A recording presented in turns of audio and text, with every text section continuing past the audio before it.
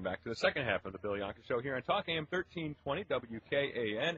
In a little bit later today, we usually do the Miller Hydraulic Race Report right at 8:15. We're pushing that back just a little bit today because we have something we wanted to share with people, kind of something that maybe a concept people aren't really aware of right now, but they're going to be more aware of it in just a little while. And we have Herb Thompson and Linda Hunt joining us today and telling us about the something that's still relatively new in the Kankakee area, a workers' center. So what is a workers' center? What is this? It's a concept that's going a lot throughout the country. There are a lot of centers, workers' centers. It is a nonprofit, grassroots consumer organization that opens access to opportunity, employment for underemployed or unemployed individuals in the Kankakee area and surrounding area. So working together with each other to create some opportunity. Right. Yeah. So what is it you're trying to really accomplish with the Workers Center? We hope to establish an office where people can come and learn how to write resumes, access information that's out there about employment, post the resumes they've written up, and learn how to have effective interviews when they go looking for a job. Okay. Down the road, we'd like to help people set up co-ops or possibly develop small businesses. Okay. And, you know, for each of you, there must have been something that drove you to get involved in this. What was it that pushed you to get involved?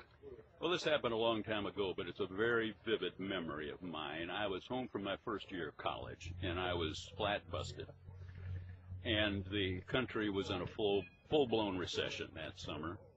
There was no steady employment. You'd get a day or two of baling hay here. I weeded gladiolas, back-breaking work. Good experience, but hard work over by St. Anne for a week or two, but nothing steady.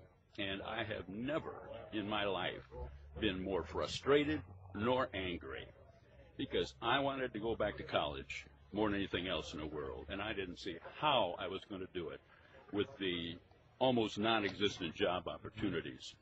Now, I was worried about one person, myself, and staying in college. If I'd had a wife and children for whom I was responsible, and I couldn't have provided food or shelter or clothing for them, well, I can understand why someone would resort to thievery or illegal activity when they had dependents whose survival they were responsible for, and there was no way they could see to take care of their very, very essential needs for survival.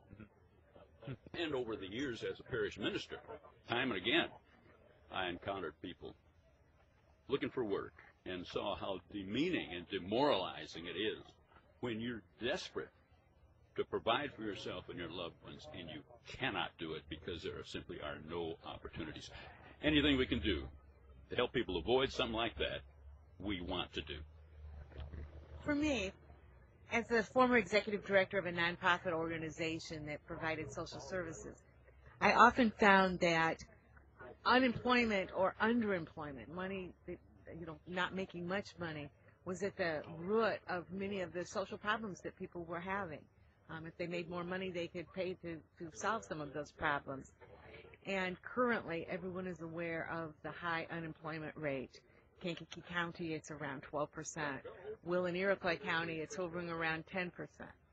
For people with disabilities, it's sometimes estimated that approximately 70% of the possible workforce can't get jobs.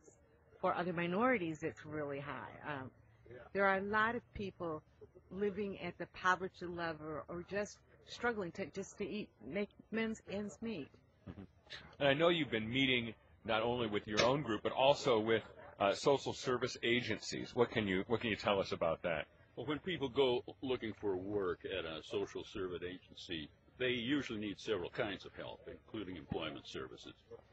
We've been visiting around to find where existing services are located and informing about our organization and our efforts, and we're also looking for members to build our committee. Okay. We've also been working with agencies that provide employment services. We're trying to fill in the proverbial gaps that sometimes people fall through. and we've just received our incorporation papers, so we're starting to look into funding and an office space and a way to get set up and to actually start services. Very good. Now, you mentioned employment services, and what comes in my mind, and I think of the Illinois Employment Services, I think of KCC's Workforce Services. Now, is there a point where you think you may be duplicating some efforts? How do you avoid that? Well, we really plan not to do that. Mm-hmm. Visiting a state agency or a college service can be very intimidating. As a matter of fact, I was talking to Tim Schmidt last week. And Tim is an educated man, a prominent Kankakee area citizen, and he was telling me this story about years ago he had lost a job, and he had to go to employment or to a state agency for unemployment service insurance. And he was extremely intimidated. He put it off, and finally went in and was very distraught. And I just think of a person that's not as outgoing as Tim, that may not have the education and the confidence. It can be very intimidating. And my experience at Option, which was a peer organization, taught me that people are much more comfortable working with their peers. And at the Workers Center, we will be people that have experienced unemployment or at least underemployment. We're talking to Linda Hunt and Reverend Herb Thompson about the Workers Center being established in the Kankakee area. So tell us, if someone wants to get involved, how should they do that? Who do they call? What do they need to do? Until we're able to get our own office going, we can be contacted through Molly at the Illinois Coalition for Community Services. The phone number is 1-815-933-3036. That's 1-815-933-3036. Bill, thank you very much for this opportunity. No problem. It's good things to hear about, and well, I know I'm glad that people are being active in our community and looking out for and trying to help people work together to help better themselves. And it's just a good concept, and we're always happy to talk about it. So thank you very much. Thank you. We'll be back with more here on Talk AM 1320 WKAN.